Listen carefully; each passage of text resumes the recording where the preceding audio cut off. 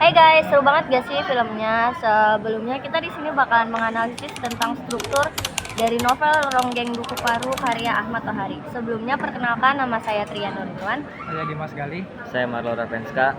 Saya Desta. Selamat menonton. Yang pertama ada sinopsis. Sinopsis dari novel Ronggeng Duku Paru karya Ahmad Tohari mengisahkan kehidupan di sebuah desa kecil di Indonesia, Duku Paru, pada masa sebelum dan sesudah kemerdekaan. Pada masa sebelum dan sesudah kemerdekaan, cerita berfokus pada Ronggeng, seorang penari tradisional yang menjadi simbol kehidupan dan budaya desa. Tokoh utama Serintil adalah seorang gadis yang terpilih menjadi Ronggeng, tetapi kehidupannya dipenuhi dengan konflik antara tradisi, cinta, dan pengkhianatan. Ketika peristiwa politik mengguncang Indonesia, Serintil dan orang-orang di sekelilingnya harus menghadapi perubahan yang mendalam, baik secara sosial maupun secara pribadi.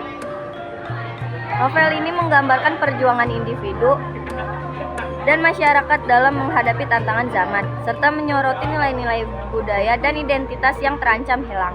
Dengan latar yang kaya dan karakter yang mendalam, Ronggeng Duku Paru menyajikan kisah yang penuh emosi tentang cinta, kehilangan, dan harapan di tengah perubahan yang drastis.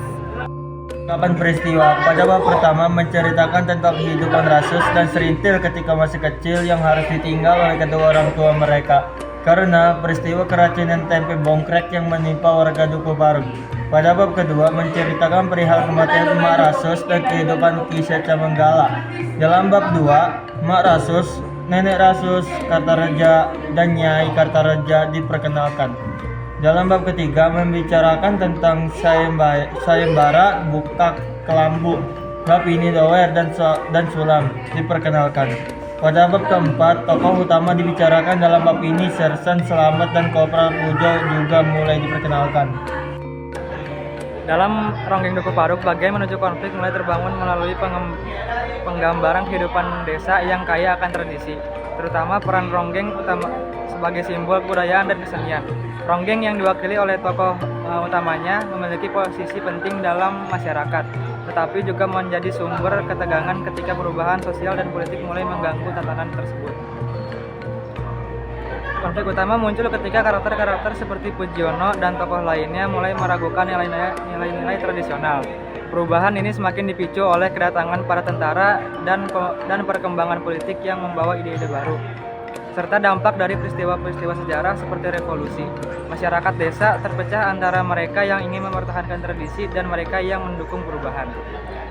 Ronggeng yang sebagai simbol budaya menjadi sasaran konflik ini. Ketika Pujiono jatuh cinta padanya, ketegangan semakin meningkat karena cinta mereka tidak hanya melawan norma sosial, tetapi juga menghadapi ancaman dari kekuatan luar yang ingin mengubah cara hidup desa.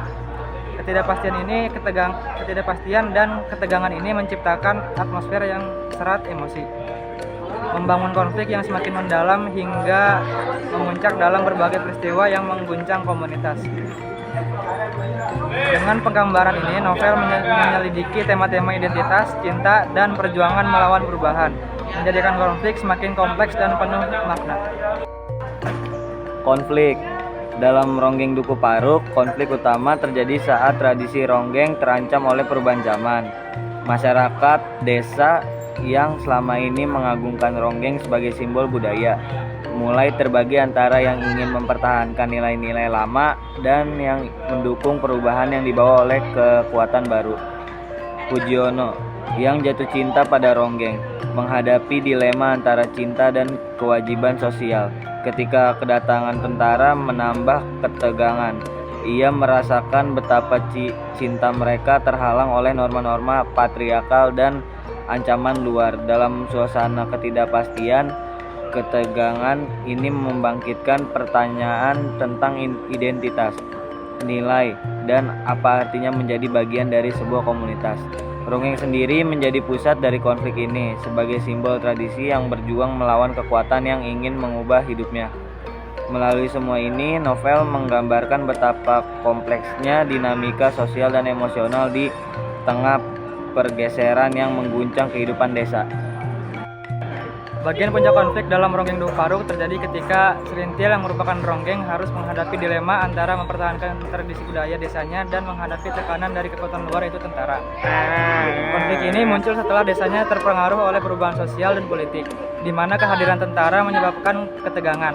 Serintil yang selama ini menjadi simbol kebudayaan dan kesenian, tiba-tiba dipaksa untuk memilih melanjutkan perannya sebagai ronggeng yang dihormati atau beradaptasi dengan kondisi yang baru dan berbahaya. Dalam momen ini, Serintil menghadapi ancaman tidak hanya terhadap dirinya, tetapi juga terhadap identitas dan tradisi desa. Ketegangan antara cinta, pengorbanan, dan tekanan sosial semakin memuncak, membuatnya berada di persimpangan jalan yang sulit. Pilihan yang diambil oleh Serintil tidak hanya berdampak pada kehidupan sendiri, tetapi juga pada seluruh komunitas desa, mencerminkan konflik yang lebih luas antara tradisi dan modernitas. Momen puncak ini menyoroti tema besar novel, yaitu perjuangan untuk mempertahankan jati diri dalam menghadapi perubahan zaman. Resolusi. Penyelesaian bagian pertama pada novel Ronggeng Dukuh Paruk yaitu ketika Rasus pergi meninggalkan Dukuh Paruk. Rasus merasa Dukuh Paruk bertindak semena-menanya dan hanya menciptakan kesengsaraan baginya.